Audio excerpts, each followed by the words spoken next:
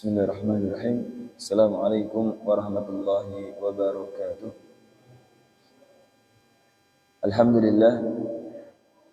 Alhamdulillahilladzi hadana lihada wa ma kunna linahtadiya laula an hadana Allah. Laqad ja'at rusulu rabbina bil haqq wa nutu an tilkumul jannah urithmuha bima kuntum ta'malun. Allahumma salli ala Muhammad wa ala ali Muhammad. Allahumma bika asbahna wa bika amsayna wa bika nahya wa bika namutu wa ilaika nusyur.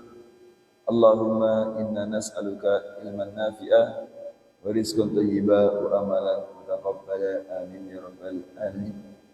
Amma ba'du, ibadallah, usikum wa iyaya nafsi bitaqwallah faqad fazal muttaqun. Ma'asyiral muslimin wa zumratul mu'minin rahimani wa rahimakumullah. Segenap hadirin hadirat, bapak-bapak, ibu-ibu dan juga seluruh jamaah Masjid Darul Iman yang dimuliakan Allah Ta'ala.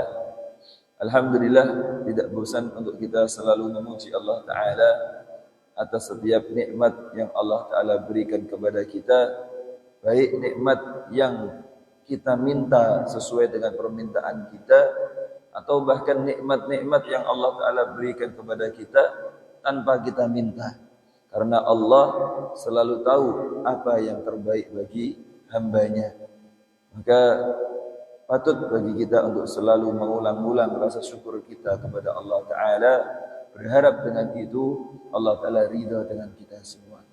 Ma'asyiral muslimin, jamaah semua yang dimuliakan Allah Ta'ala, pada kesempatan pagi hari ini, di hari Jumat yang penuh barakah ini insyaallah, mari kita lanjutkan rutinan kita di setiap Jumat pagi, pembacaan hadis Nabi sallallahu alaihi wasallam dengan kitab Riyadhus Shalihin. Yang pagi ini kita masuk ke bab yang ke-14, yaitu bab fil iqtisad fit ta'ah.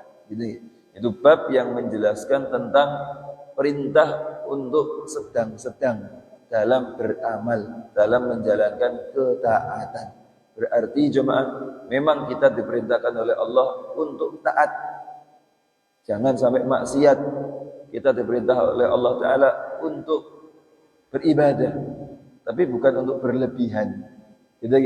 Tidak berlebihan terlalu banyak sehingga kita lelah dengan ibadah yang kita lakukan, sehingga bosan dan bahkan berhenti. Atau juga jangan terlalu sedikit, terlalu pelit, sehingga kita kurang dalam beribadah. Kita meninggalkan banyak tugas, banyak kewajiban. Tapi Allah Ta'ala perintahkan kita di tengah-tengah itu. Tidak berlebihan terlalu banyak sehingga membosankan, dan juga tidak terlalu sedikit sehingga kurang. Ya sewajarnya. Sewajarnya yang Allah Ta'ala perintahkan untuk kita. Sebagaimana Allah Ta'ala turunkan Al-Quran kepada Nabi, itu ma anzalna alaikal qur'ana litasqa. Allah Ta'ala turunkan Al-Quran bukan untuk membebani Nabi, membuat Nabi celaka, tidak. Tapi Al-Quran diturunkan oleh Allah dengan segala isinya, hukum-hukum yang ada, perintah dan larangan yang ada, itu semuanya untuk membuat Nabi selamat, membuat Nabi dan para umatnya, seluruh umatnya selamat dunia dan akhirat, sebagai petunjuk, bukan untuk membebani, memberatkan. Kata Nabi juga di hadis yang pertama kemarin, ya, ketika ada seorang perempuan yang masuk, yang bertamu ke rumahnya Aisyah radhiyallahu anha, kemudian Nabi bertanya, ini siapa wahai Aisyah? Mahadi. Maka Aisyah menjawab, wahai Nabi, ini adalah seorang wanita yang sholatnya Masya Allah, sholatnya banyak, dia beramal banyak, demikian kita. Aisyah menjelaskan tentang sifat sholatnya yang sangat banyak, semangat dan lain sebagainya. Kemudian Nabi mengatakan, mah alaikum bima tutikun. Nabi seakan tidak setuju, tidak senang dengan kabar ini terlalu banyak sholat. Maka Nabi mengatakan, alaikum bima tutikun. Kerjakanlah kalian kerjakanlah amalan dengan apa yang sesuai dengan kemampuan kalian. Jangan melebihi kemampuan. Kenapa? Kata Nabi, wallahi la yamallahu hatta tamallu. Maka demi Allah, Allah Ta'ala tidak akan pernah bosan sampai kalian sendiri yang bosan. Maksudnya Allah Ta'ala akan senantiasa memberikan rahmatnya, senantiasa memberikan pahala bagi seseorang selama orang tersebut masih beramal, masih meminta kepada Allah, masih berdoa memohon rahmat kepada Allah. Tapi ketika seseorang beramal dengan amalan yang berat, dia memaksa diri dengan hal-hal yang di luar kemampuan, maka dia akan mudah berhenti, Pak. Mudah bosan. Gitu. Dia sholat semalam suntuk, tidak tidur sama sekali, besoknya lelah, gitu ya. Akhirnya enggak sholat lagi.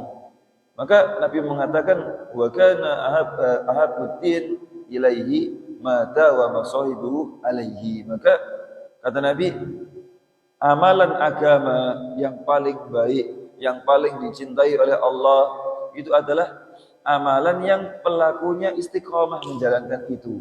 Meskipun wa in qalla, di hadis yang lain disebutkan, meskipun tidak banyak, yang penting istiqomah, terus dilakukan. Tidak kemudian beramal dengan amalan yang besar, tapi setelah itu berhenti karena kecapean atau karena kehabisan uang dan lain sebagainya. Tidak. Ya secukupnya, sewajarnya, tapi terus menerus dilakukan. Itu lebih Allah Ta'ala cintai. Kenapa?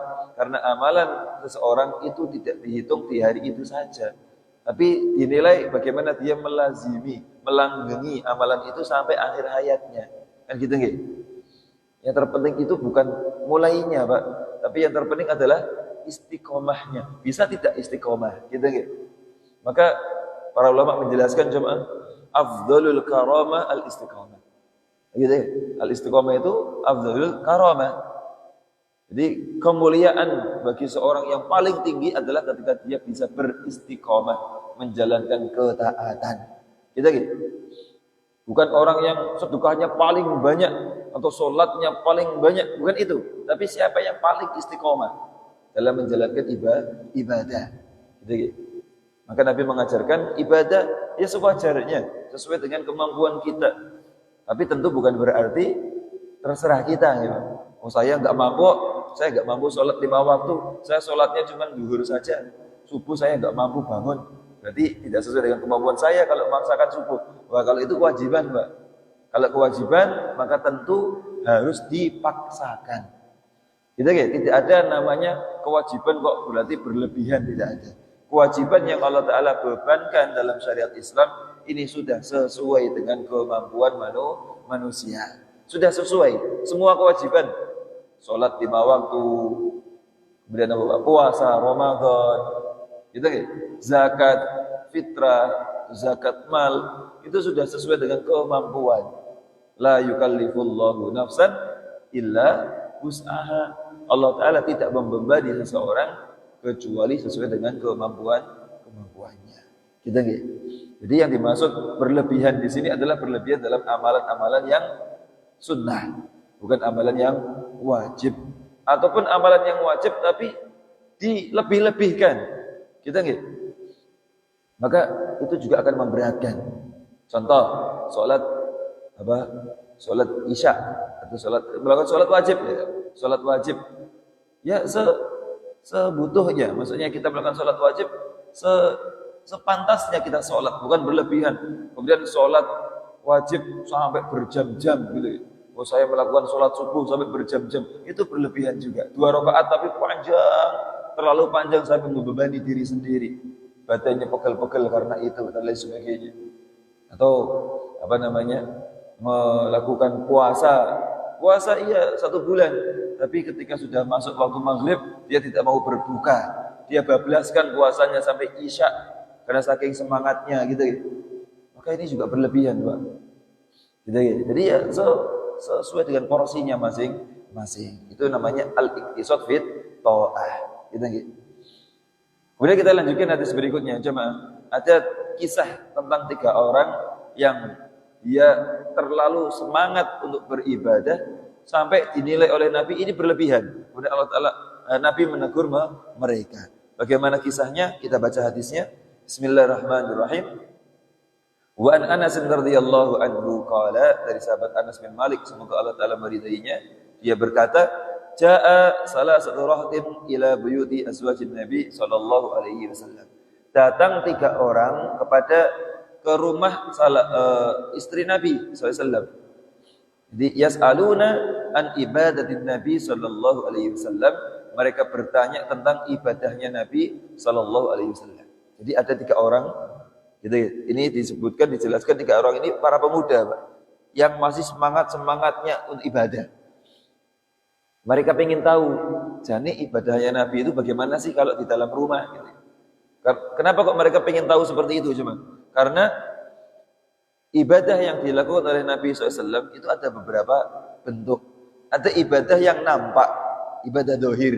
Jadi ibadah yang Nabi lakukan di luar rumah, di masjid, gitu. Atau pas di perjalanan, pas safar, itu kan sahabat Nabi yang lain bisa melihat. Ini apa betul? Bisa melihat, bisa meniru, gitu. Tapi ada juga ibadah Nabi yang beliau lakukan di dalam rumahnya. Yang tahu mungkin hanya pembantunya saja, pelayannya, atau bahkan yang tahu hanya istri-istrinya saja. Maka para sahabat pingin meniru Nabi sampai di dalam rumahnya itu Nabi bagaimana. Gitu. Saking semangatnya untuk meniru Nabi Shallallahu Alaihi Wasallam. Sampai akhirnya mereka bertanya kepada para istri Nabi. Gitu. Kemudian falamma ukhbiru, maka tatkala mereka dikabari, jadi mereka tanya kepada istri Nabi, wahai ibunda, wahai ummul mukminin, gitu. Wahai istri Nabi, Nabi itu kalau di dalam rumah ibadahnya bagaimana, gitu. Kemudian dikabarkan, oh Nabi itu seperti ini, seperti ini, seperti ini. Nabi kalau di dalam rumah di malam hari beliau melakukan ini, di siang hari melakukan ini, gitu. Nah, ketika sudah dikabarkan tentang perbuatan Nabi selama di rumah, ka'annahum taqalluha, maka seakan-akan mereka bertiga ini, Pak, itu merasa sedikit, kok ibadahnya Nabi kok koyo tok, gitu. Kok sedikit tok ya? Ya mereka merasa seperti itu. Nabi kok ibadahnya sedikit dong, gitu. Wa qalu, kemudian ada versi yang lain ya, mereka mengatakan ada yang menjelaskan ka'annahum taqalluha. Itu maksudnya adalah mereka merasa sedikit dengan ibadahnya Nabi. Maksudnya ibadah Nabi kok gitu-gitu saja, gitu. Tidak terlalu banyak. Atau ada yang menjelaskan ka'annahum taqalluha itu maksudnya mereka merasa sedikit dengan diri sendiri. Oh, ternyata selama ini yang kita lakukan masih sedikit dibanding Nabi.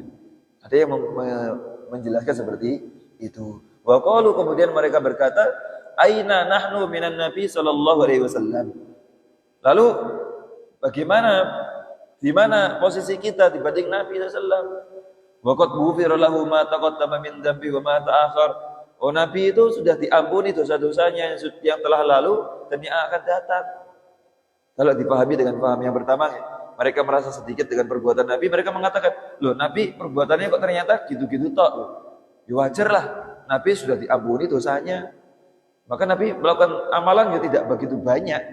Maka kita perlu banyak untuk beramal, lebih banyak dari Nabi. Kenapa? Karena kita tidak dijamin dosanya, Pak. Kita tidak dijamin akan diampunkan dosanya. Sedangkan Nabi dijamin untuk diampunkan.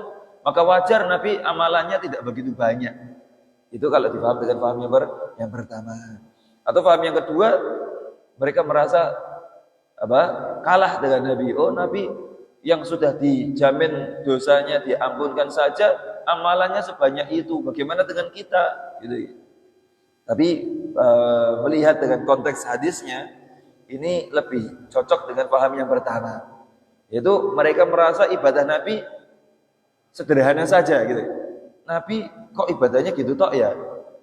Ya wajar lah, gitu. Oh, Nabi diampuni dosanya, Nabi sudah dijamin masuk surga. Lah kita kan nggak dijamin masuk surga. Buh-buhan besok masuk surga atau tidak, dosanya bagaimana, diampunkan atau tidak kan nggak jelas. Maka kita harus lebih semangat dari Nabi, harus lebih banyak ibadahnya dari Nabi Shallallahu Alaihi Wasallam. Ini mereka menyimpulkan seperti itu, Pak. Mereka menyimpulkan seperti itu. Kemudian qala ahaduhum, salah satu di antara mereka mengatakan, ama ana fa usallil laila abada. Kan tadi 3 orang ya, 3 orang datang kepada Nabi. Setelah dikabari Nabi perbuatannya seperti itu, maka yang satu ngomong, setelah ini aku akan sholat malam terus menerus, tidak akan tidur. Karena dia mengetahui Nabi itu ketika di malam hari ternyata beliau tidur. Nabi di dalam rumah pas waktunya tidur ya tidur, gitu. Kemudian dia mengatakan, Nabi kok tidur ya di malam hari ya? Oh wajarlah, Nabi sudah diampuni dosanya. Sedangkan saya kan belum. Maka saya setiap hari, setiap malam saya mau sholat tanpa tidur sama sekali. Dari malam hari sampai subuh, saya mau sholat terus seperti itu. Kata orang pertama. Kemudian orang yang kedua, waqalal akhar, ana asumud dahra abadan wala uftir. Yang kedua, ketika tahu bahwa Nabi di siang hari beliau kadang puasa, kadang tidak. Ya. Maka dia mengatakan, saya akan puasa setiap hari. Setiap hari saya mau puasa, saya tidak puasa. Saya pasti akan puasa terus setiap harinya. Gitu nggih? Kemudian waqalal akhar, yang ketiga ngomong, wa ana a'tazilun nisaa fala atazawwaju abada. Ini dia kemudian mengatakan, kalau saya akan menyingkiri wanita.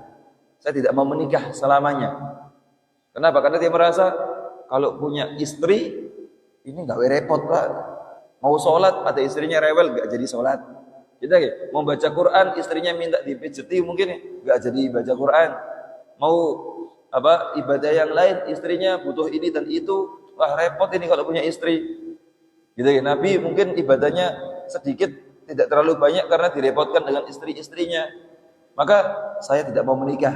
Saya mau fokus ibadah setiap hari. Saya tidak mau menikah sama sekali. Selamanya tidak mau menikah. Nah ini 3 orang saking semangatnya mereka pingin seperti itu, pingin melebihi amalannya Nabi Shallallahu Alaihi Wasallam. Faja'a Rasulullah Shallallahu Alaihi Wasallam ilaihim. Maka kabar ini sampai kepada Nabi Shallallahu Alaihi Wasallam. Dan Nabi kemudian mendatangi mereka. Faqala, maka Nabi bertanya kepada mereka, antum alladzina qultum kada wa kada? Apakah benar kalian adalah orang yang mengatakan ini dan itu? Artinya Nabi ngecek, cross check, Pak. Saya dapat kabar kok kalian ngomong gini. Benar tidak? Benar tidak kalian ngomong seperti itu? Gitu. Kemudian mereka mengatakan, iya wahai Nabi, kami benar, kami ingin melakukan ini, gitu, seperti yang tadi dijelaskan. Kemudian apa kata Nabi, Pak? Nabi kemudian mengatakan, ama wallahi, ketahuilah wahai sahabatku, demi Allah, inni la akhsyakum lillahi. Sesungguhnya aku, kata Nabi, aku itu adalah orang yang paling takut kepada Allah. Wa atqakum lahu, dan paling bertakwa kepada Allah. Aku itu Nabi, aku itu adalah orang yang paling dekat kepada Allah, paling tahu cara ibadah itu bagaimana, paling tahu cara bertakwa kepada Allah itu bagaimana. Itu Nabi. Nabi menjelaskan, aku itu orang yang seperti itu. Lakinni asumu wa uftir. Tapi meskipun aku adalah orang yang paling tahu ibadah itu bagaimana, tapi tetap aku yo puasa, tapi yo kadang tidak puasa. Kadang puasa, kadang berbuka. Itu Nabi. Kemudian wa usolli wa arqud, di malam hari kadang aku sholat, tapi yo aku tidur. Gitu. Aku tetap sholat malam, tapi tetap sebagian malam aku gunakan untuk tidur. Bukan sholat tiap malam terus tanpa tidur, atau puasa setiap hari terus tanpa berbuka, tidak. Wa atazawwajun nisa, dan aku juga menikah, bahkan punya istri lebih dari 1 yang dilakukan oleh Nabi. Maksudnya apa, Pak? Ini cara beribadah yang terbaik itu seperti itu. Gitu ya, bukan semalam hari tiap malam sholat terus karena saking semangatnya ibadah. Tidak seperti itu. Itu akan membebani. Itu akan membebani diri sendiri. Efeknya tubuh akan kelelahan, sehingga suatu saat ketika lelah dia bisa jatuh sakit dan tidak bisa ibadah lagi. Puasa demikian juga, setiap hari puasa tidak mau berbuka, ini juga membebani diri sendiri, sehingga suatu saat dia bisa jatuh lemah, dan ketika lemah tidak bisa puasa. Begitu juga tidak mau menikah, ini juga tidak baik. Kenapa? Karena manusia punya fitrahnya adalah laki-laki condong kepada perempuan, perempuan condong kepada laki-laki. Maka Islam bukan menahan fitrah. Islam bukan melarang fitrah, tapi Islam mengarahkan fitrah itu supaya sesuai dengan syariat. Maka ada syariat untuk menikah, supaya syahwat laki-laki tersalurkan dengan yang halal, perempuan juga tercukupi dengan yang halal. Gitu nggak? Maka Nabi kemudian menutup sabdanya, menutup nasihatnya dengan mengatakan, "Faman raghiba an sunnati falaysa minni."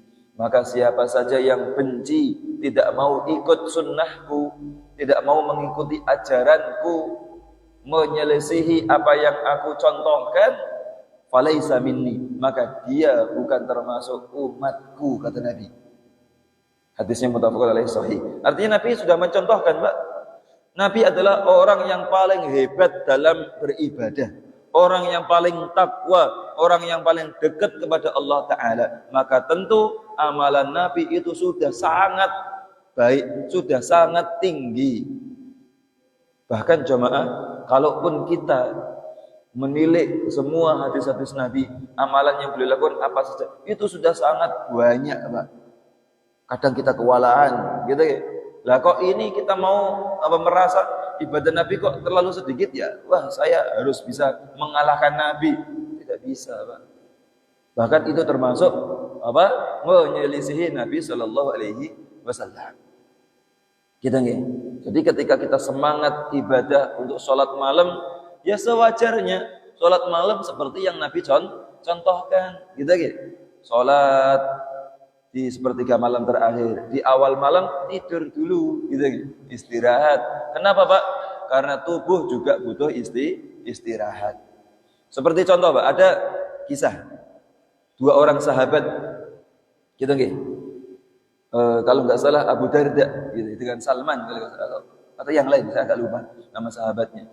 Jadi yang satu sahabat Muhajirin dari Mekah, yang satu sahabat Ansor dari kota Madinah. Dipersaudarakan oleh Nabi ketika hijrah ke kota Madinah. Kemudian di malam hari, sahabat yang dari kota Mekah ini semangat untuk ibadah, Pak. Kemudian di malam hari ketika tidur, gitu, dia bangun untuk sholat. Ditarik, Pak, oleh sahabat Ansor. Ditarik, tidur dulu, ayo sini tidur dulu. Kemudian akhirnya tidur. Kemudian beberapa waktu bangun lagi, pingin sholat. Ditarik lagi, Pak, disuruh tidur. Jangan bangun sekarang, tidur dulu. Belum waktunya, disuruh tidur, Pak. Kemudian beberapa waktu kemudian bangun lagi, mau sholat, ditarik lagi, Pak. Tidur dulu, jangan sholat sekarang, tidur lagi. Kemudian setelah beberapa waktu, kemudian dia bangun lagi, mau sholat. Kemudian sahabat Ansor baru ngomong, nah sekarang waktunya untuk sholat. Kalau tadi waktunya tidur, baru kemudian sholat berdua. Semuanya sholat, gitu. Di pagi harinya ngadu kepada Nabi. Wahai Nabi, ini saya tadi malam mau sholat kok malah dicegah oleh sahabatku. Mau sholat tidak boleh, disuruh tidur. Bangun lagi, disuruh tidur lagi. Bangun lagi, disuruh tidur lagi. Baru dibolehkan di sepertiga malam yang terakhir. Ini bagaimana wahai Nabi? Dia kok menghalangi saya untuk sholat di malam hari. Kemudian apa kata Nabi, Pak? Loh, sahabatmu yang Ansor ini malah benar. Inna li'ainika alaika haqqun. Mata kamu itu punya hak untuk ditidurkan. Tubuhmu itu punya hak untuk diistirahatkan. Maka waktunya tidur ya tidur. Tapi bukan berarti waktunya tidur terus ya, bukan. Waktunya tidur ya tidur. Nah, sebagian waktu tidur kita gunakan untuk ibadah untuk sholat.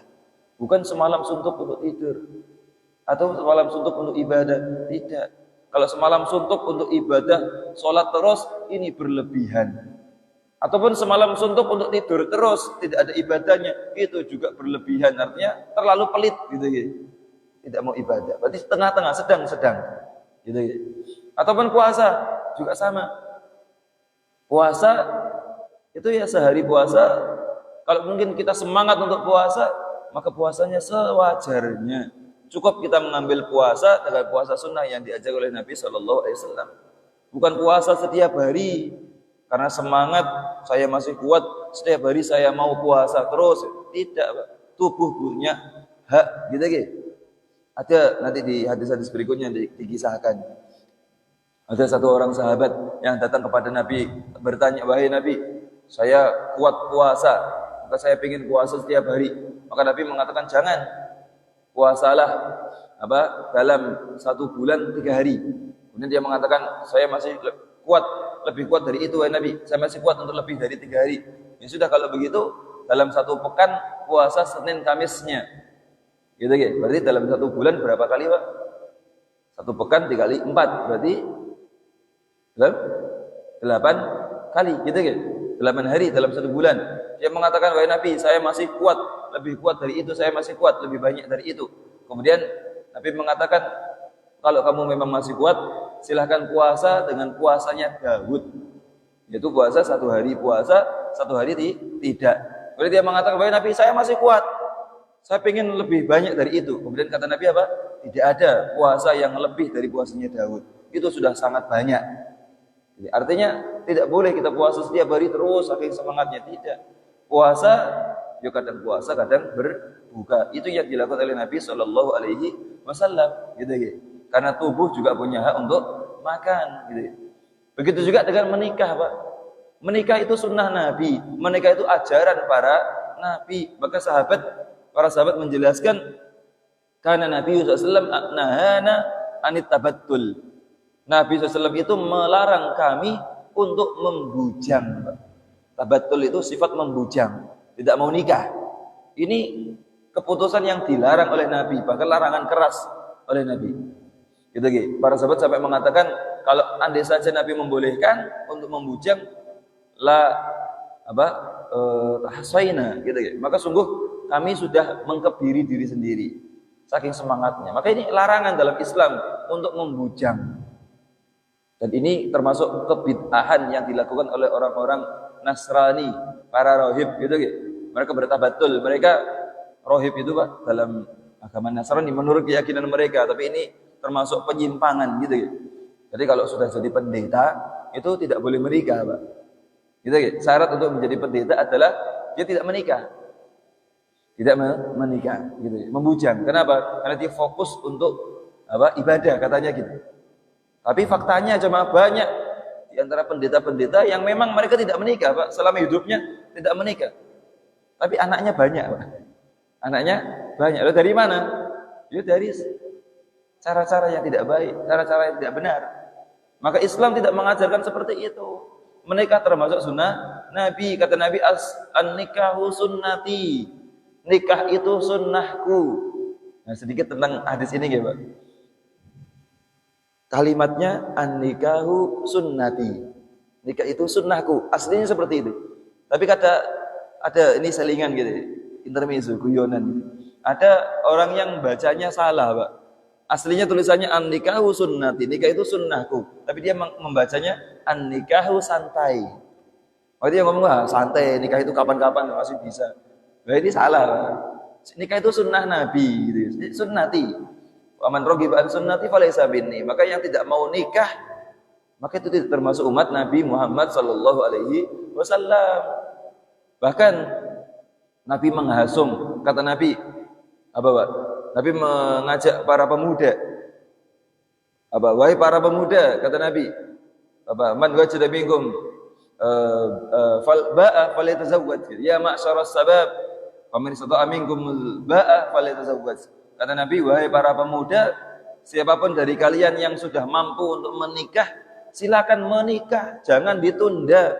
Artinya Nabi ngajak untuk nikah muda, Pak. Jangan nunda-nunda menikah. Kalau memang sudah siap mentalnya, sudah siap ilmunya, sudah siap finansialnya, silakan nikah. Jangan ditunda. Orang tua kalau punya anak sudah pingin nikah, jangan dihalang-halangi, Pak. Kasihan. Khawatir kalau dihalang-halangi malah dia cari yang haram, gitu gitu. Mumpung dia pingin menjalankan sunnah Nabi, dipermudah, dan gitu gitu. Dipermudah. Tapi tentu sesuai dengan syariat. Calonnya adalah orang yang baik, gitu gitu, dan lain sebagainya. Itu yang diajarkan oleh Nabi Shallallahu Alaihi Wasallam. Jangan malah saking semangatnya ibadah tidak mau menikah. Saya mau fokus di masjid terus. Saya tidak mau keluar, saya tidak mau kerja, fokus di masjid. Saya mau dzikiran terus, saya mau sholat terus. itu berlebihan. Maka jamaah, di hadis berikutnya Nabi mengatakan dari sahabat Ani bin Mas'udin radhiyallahu anhu, Nabi sallam kemudian berkata, halakal mutanatti'un, qala salasan. Jadi Nabi mengatakan halakal mutanatti'un, halakal mutanatti'un, halakal mutanatti'un. Yang artinya apa? Akan binasa, akan hancur, akan celaka orang-orang yang berlebihan. Gitu. Orang berlebihan. Berlebihan apa? Dalam semua hal. Karena berlebihan dalam segala hal itu tidak baik. Termasuk berlebihan dalam ibadah, berlebihan dalam memahami syariat, berlebihan dalam akidah itu, berlebihan untuk memahami apa ayat-ayat tentang Allah Ta'ala. Contoh ada lafaz Ar-Rahmanu 'alal arsy istawa, yang artinya Allah Ar-Rahman itu bersemayam di atas arsy-Nya gitu. Beristiwa. Ini berlebihan. Oh, istiwanya itu bagaimana?